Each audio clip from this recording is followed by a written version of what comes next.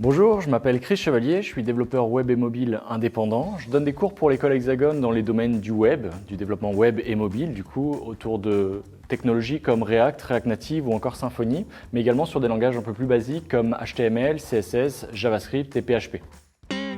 Dans la vidéo précédente, on a découvert comment créer une classe, donc un modèle, une structure de données pour nos futurs objets issus de cette classe-là. On a créé d'ailleurs deux classes, une classe voiture dans un premier temps, puis je vous ai demandé de créer une classe personne. Ce qui serait intéressant dans cette nouvelle vidéo, ce serait qu'on instancie justement ces classes-là, qu'on crée du coup des objets issus de ces classes.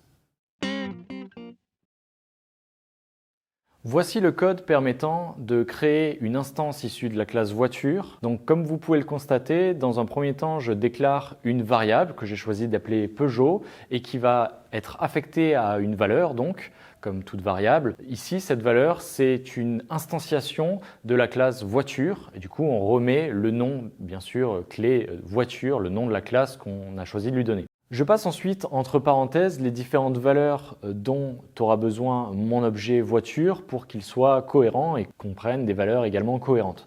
En l'occurrence, on lui passe ici une marque, ici Peugeot, également une couleur, ici on a choisi bleu. Tout ça pour créer un nouvel objet issu de la classe voiture, bien sûr, en se basant sur le constructeur. Souvenez-vous, la méthode double_init double_ que l'on retrouve dans la classe voiture. Une fois notre voiture correctement créée et stockée dans la variable Peugeot, je peux maintenant faire appel à une méthode issue de cette classe-là. En l'occurrence, cette méthode c'est ouvre, qui ne prend pas d'argument. Le seul paramètre finalement qu'elle reçoit, c'est lui-même. Donc en l'occurrence, ce sera la Peugeot et qui va permettre de mettre à jour l'ouverture de cette voiture-là, de cet objet-là, pour faire passer à true la valeur associée à l'attribut privé ouverte. Souvenez-vous, pour faire appel à une telle méthode depuis l'extérieur de la classe, il suffit que j'utilise l'opérateur point. Donc je mets d'abord Peugeot, qui est la variable stockant l'objet, suivi d'un point, suivi de la méthode que je cherche à appeler, en l'occurrence ouvre. Pour m'assurer que la voiture est désormais ouverte, je peux faire appel à la fonction print de Python qui, comme son nom l'indique, va lancer une impression écran. Autrement dit, afficher en console l'objet que je lui passe en argument. Ça peut être une chaîne de caractères ou ça peut être comme ici un objet. Dans ce cas, bien sûr, Peugeot c'est un objet et du coup on va se baser sur la méthode double_str double_ pour renvoyer, en tout cas afficher la chaîne de caractères renvoyée par cette méthode-là. En l'occurrence, je devrais obtenir une chaîne de caractères du style la Peugeot bleue est ouverte. Après quoi, je peux faire appel à une autre méthode de notre classe voiture. Cette méthode c'est faire, mais on y fait appel toujours grâce à l'opérateur point et on lui passe toujours rien en argument puisqu'elle se contente de recevoir self, donc lui-même en paramètre, autrement dit l'objet courant, autrement dit la Peugeot depuis laquelle est appelée cette méthode. Pour m'assurer maintenant que la voiture a bien été fermée et que l'attribut privé ouverte est bien passé à false, pour dire que la voiture est effectivement fermée, je n'ai plus qu'à afficher une nouvelle fois ma voiture en passant encore une fois en argument de la fonction Python print la Peugeot, donc l'objet stockant ma voiture. En toute logique, nous devrions obtenir l'affichage la Peugeot bleue est fermée. Maintenant que vous savez correctement instancier une classe, nous l'avons vu avec la classe voiture, à vous d'instancier la classe personne que vous avez implémentée précédemment. Vous vous placerez donc à l'extérieur de la classe personne, donc dans le programme principal, pour créer une nouvelle instance de cette classe-là. Donc un nouvel objet qui sera bien sûr stocké dans une variable que vous pouvez nommer comme vous l'entendez. Souvenez-vous que la création d'un objet fait appel bien sûr au constructeur de cette classe et du coup le constructeur c'est la méthode double_init double_.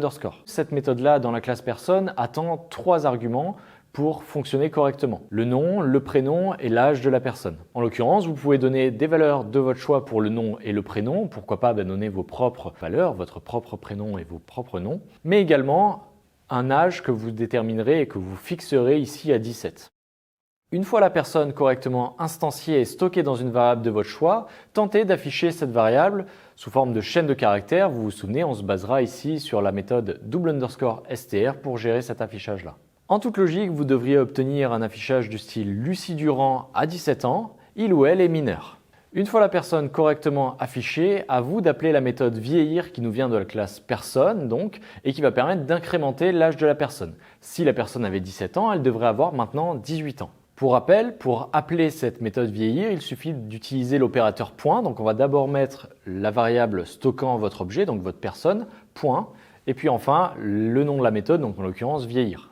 Pour nous assurer que le changement d'âge a bien été pris en compte, on va afficher une nouvelle fois la personne. Donc pour ça, je vous le rappelle, on utilise la fonction Python print qui permet d'afficher donc quelque chose en console et on va lui faire passer en argument, encore une fois, la personne, donc en l'occurrence celle que vous avez stockée précédemment dans une variable. En toute logique, vous devriez obtenir un affichage du style Lucie Durand a 18 ans, il ou elle est majeur.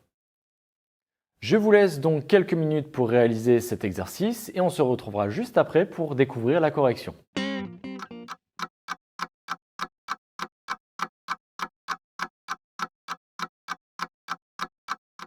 Découvrons maintenant la correction.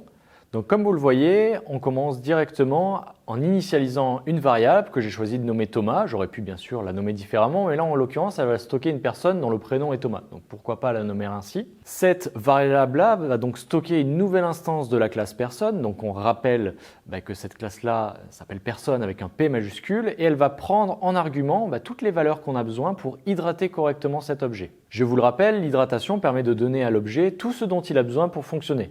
En l'occurrence, pour une personne, on l'avait dit dans le constructeur, donc dans la méthode double_init, une personne a besoin d'un nom, d'un prénom et d'un âge. En l'occurrence, j'ai choisi de lui donner le nom Dupont, le prénom Thomas et enfin l'âge que j'ai fixé à 17 comme je l'ai demandé dans l'énoncé de l'exercice. Une fois notre objet issu de la classe personne correctement instancié, nous allons l'afficher une première fois pour nous assurer que les informations ont bien été saisies, que notre personne s'appelle bien Thomas Dupont et a bien 17 ans. Donc pour ça, vous le savez, je fais appel à la fonction Python print qui me permet d'afficher en console. Comme convenu, j'obtiens bien l'affichage Thomas Dupont a 17 ans, il ou elle est mineur. Maintenant que nous avons affiché qu'il est mineur, il serait intéressant de le faire vieillir, donc de lui faire prendre un an en appelant justement la méthode vieillir depuis cet objet Thomas. Pour ça, souvenez-vous, il suffit que j'utilise l'opérateur point que je place entre ma variable Thomas qui contient mon objet issu de la classe personne et ma méthode vieillir qui permet, comme son nom l'indique, de faire vieillir ma personne, donc de lui faire prendre un an. Maintenant que j'ai fait prendre un an à ma personne Thomas, il ne me reste plus qu'à l'afficher avec la fonction print comme précédemment et j'obtiens l'affichage Thomas Dupont à 18 ans, il ou elle est majeur. Maintenant que vous savez correctement instancier une classe, nous allons voir comment créer plusieurs objets qui pourraient interagir entre eux. En l'occurrence, il serait intéressant de proposer à une personne d'acquérir une voiture. Ici, on va chercher à faire communiquer deux fichiers entre eux, autrement dit deux classes entre elles. Pour ce faire, on va devoir d'abord faire un import de la classe voiture dans la classe personne pour pouvoir y avoir accès et dire qu'une personne peut acquérir une voiture. Voici la ligne de code qui va nous permettre d'importer la classe voiture depuis la classe personne et ainsi y avoir accès pour dire bien sûr qu'une personne peut acquérir une voiture. Toujours dans le fichier personne.py et dans la classe personne, nous allons mettre à jour notre constructeur pour permettre à une personne de posséder également une voiture. Comme nous l'avons vu précédemment, une personne est identifiée par son nom, son prénom et son âge. Ce qui sera intéressant maintenant, c'est de l'identifier également par sa voiture, donc de prévoir dans le constructeur un attribut privé supplémentaire voiture, bien sûr, qui sera initialisé par défaut à none. Le fait d'initialiser cette valeur-là à none va permettre de dire que par défaut, lorsque l'on crée une nouvelle personne, elle n'aura pas de voiture. Ceci étant fait, nous allons maintenant implémenter deux méthodes propres à l'orienté objet et à toutes ces notions en rapport. Ces méthodes, ce sont un getter et un setter. Comme son nom l'indique, un getter va simplement permettre de renvoyer la valeur associée à un attribut privé d'une classe. Implémentons ici notre premier getter, donc get_voiture, qui va permettre ici de renvoyer la valeur associée à la voiture possédée par la personne. Donc ici, elle est initialisée à none. Normalement, elle ne devrait pas en posséder au départ. Comme toutes les méthodes d'une classe Python, cette méthode get_voiture reçoit self en premier paramètre et ici unique paramètre. Dans le corps de la méthode, on va simplement renvoyer la voiture associée à l'objet courant self, donc l'attribut privé correspondant à la voiture. En plus du getter, nous allons maintenant mettre en place ce qu'on appelle un setter. Un setter se charge en réalité simplement de mettre à jour la valeur associée à un attribut privé. Voici l'implémentation de mon setter, donc set_voiture, qui va prendre deux paramètres, self, donc l'objet courant, mais également la voiture que l'on cherche à associer à la personne courante, donc à ce fameux self. Dans le corps de cette méthode, on découvre simplement que l'on met à jour l'attribut privé voiture associé bien sûr à l'instance courante self avec la voiture que l'on reçoit en deuxième paramètre de cette méthode set_voiture. Maintenant que nous avons correctement mis en place nos getters et setters associés à l'attribut privé voiture pour garder, je vous le rappelle, la main dessus et ainsi respecter le principe d'encapsulation, nous allons mettre à jour la méthode d'affichage associée à la classe personne pour permettre d'afficher la voiture associée à une personne si elle en possède une. Cette méthode d'affichage, vous le savez, c'est le double underscore str double underscore. Elle ne change pas énormément puisqu'on se contente de mettre en place une nouvelle condition à la toute fin de cette méthode qui va simplement permettre de vérifier si l'utilisateur possède ou non une voiture. Pour mettre en place cette vérification, on se base simplement sur le getter que l'on a mis en place ensemble précédemment. Si la personne possède effectivement une voiture, on va concaténer le résultat que l'on avait commencé à créer, donc la chaîne de caractères renvoyée par cette méthode d'affichage, avec une chaîne de caractères du style il ou elle a une voiture, et ensuite on va afficher la voiture en se basant bien sûr sur la méthode d'affichage que l'on a implémentée dans la classe voiture, donc le double underscore str double underscore, cette fois qui est non pas dans la classe personne mais bien dans la classe voiture.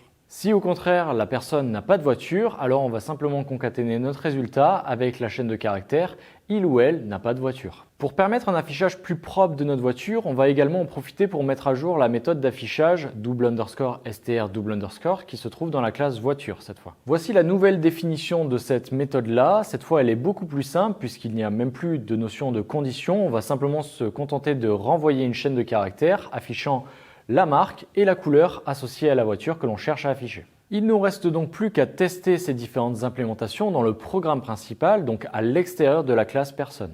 Une fois ma personne correctement créée, souvenez-vous, je l'avais stockée dans une variable que j'ai nommée Thomas, je peux créer également une nouvelle instance de la classe voiture que l'on va stocker bien sûr dans une variable que j'ai choisi d'appeler Peugeot. Comme la voiture que nous avons créée précédemment, elle a comme marque Peugeot et comme couleur bleue. Maintenant que nos deux objets ont été correctement créés, il serait bon de les faire interagir entre eux. En l'occurrence, de faire en sorte que Thomas ait comme voiture la fameuse Peugeot que nous venons de créer.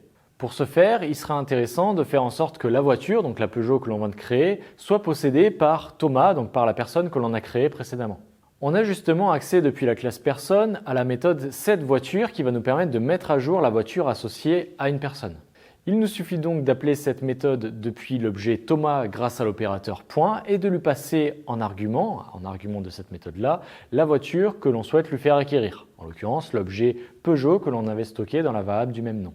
On affiche enfin notre personne pour nous assurer qu'il possède bien cette voiture. Donc en l'occurrence, je devrais avoir un affichage du style Thomas Dupont a 18 ans, il ou elle est majeur, il a une voiture, une Peugeot bleue.